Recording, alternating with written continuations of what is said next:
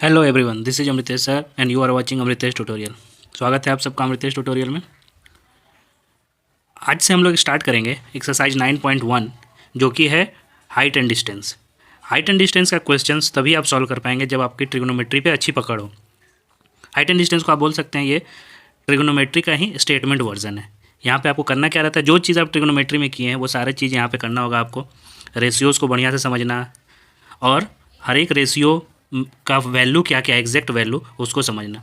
उसके बाद ही आप इस क्वेश्चन को सॉल्व करेंगे। उसके अलावा इसमें एक्स्ट्रा क्या करना होता है, तो एक्स्ट्रा ये स्टेटमेंट में रहता है, उस स्टेटमेंट को आपको सिर्फ फिगर में कन्वर्ट करना और बाकी जो आप ट्रिग्नोमेट्री में करते थे वही इसमें करना होता है।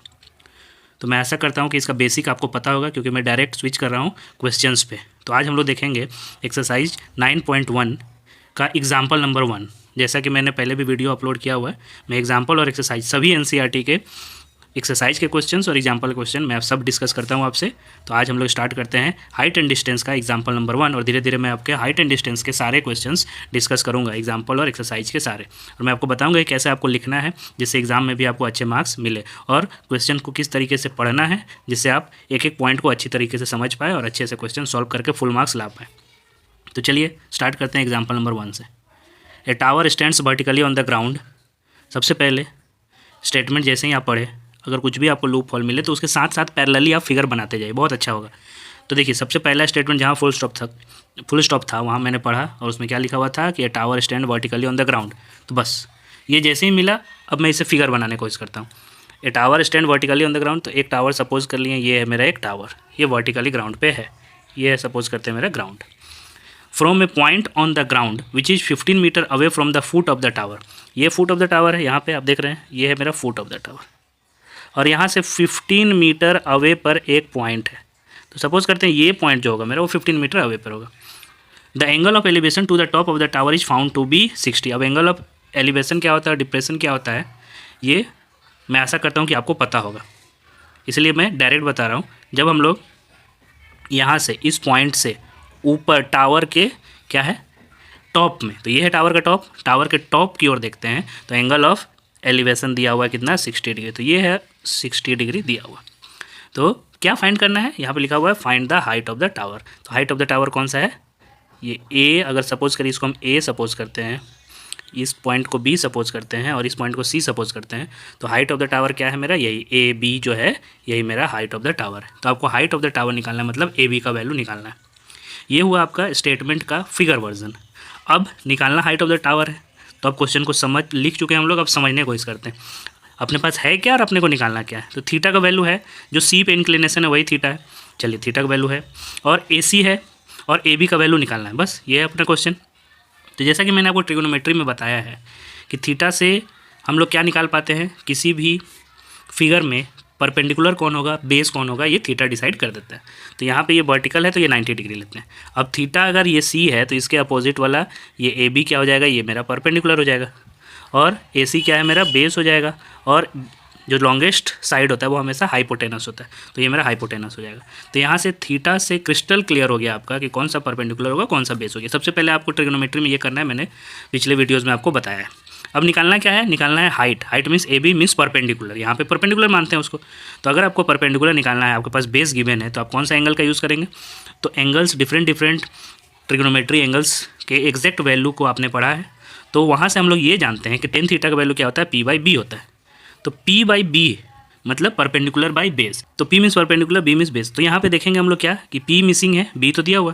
तो एक चीज़ तो मिल गया कि हम लोग यहाँ पे इंक्लिनेशन कौन सा लगा सकते हैं, टेन थीटा का वैल्यू लगा सकते हैं। अब वैल्यू जो है एग्जैक्ट वैल्यू वो भी आपको पता होगा, टेन के 0 degree, 30 degree, 45 degree, 60 degree, 90 degree, ये सब का वैल्यू क्या क्या होता है। तो हम लोग जानते हैं कि 1060 का वैल्यू क्या होता है, तो एग्जैक्ट वैल्यू अपने को पता है, पी निकालना है और बी गिवन है, तो वैल्यू पुट करिए और बहुत ही आसानी से निकाल सकते हैं आप। इसमें करना क्या रहता है आपको, एक तो सबसे पहला काम है फिगर ड्रॉ करना, स्टेटमेंट को फिगर में कन्वर्ट करना, और दूसरा इंपॉर्टेंट काम है जो आप वैल्यू एज्यूम कर रहे हैं उसको लिखना। तो मैं यहाँ लिख नहीं रहा हूँ लेकिन आपको बता दे रहा हूँ कि आपको एग्जाम में क्या करना है। जैसे ए बी को हम लोग माने हैं टावर, तो आपको लिखना है, सपोज करना है कि let A B be the height of the tower, और सी पॉइंट है तो आपको लिखना है लेट पॉइंट सी और assume a point C which is 15 metre away from the base of the tower which is A B which is A C. ये चीज़ आपको लिखना है एग्जाम में जब भी आप हाइट एंड डिस्टेंस के क्वेश्चन को सॉल्व करते हैं, उसके बाद सॉल्व करना स्टार्ट करना है, तभी आपको फुल मार्क्स एग्जाम में मिलेगा हाइट एंड डिस्टेंस से। तो यहाँ वो मैं लिख नहीं रहा हूँ, आपको बता दिया वो कैसे लिखना है, तो डायरेक्ट मैं सॉल्व करता हूँ। तो 10C इज इक्वल टू, हम लोग जानते हैं क्या होगा, perpendicular means AB and base means AC। तो 10C मीन्स 1060, तो 1060 इज इक्वल टू AB का वैल्यू निकालना है अपने को और AC का वैल्यू दिया हुआ 15। अब हम लोग जानते हैं कि 1060 क्या होता है, तो 1060 is equal to √3 which is equal to AB by 15।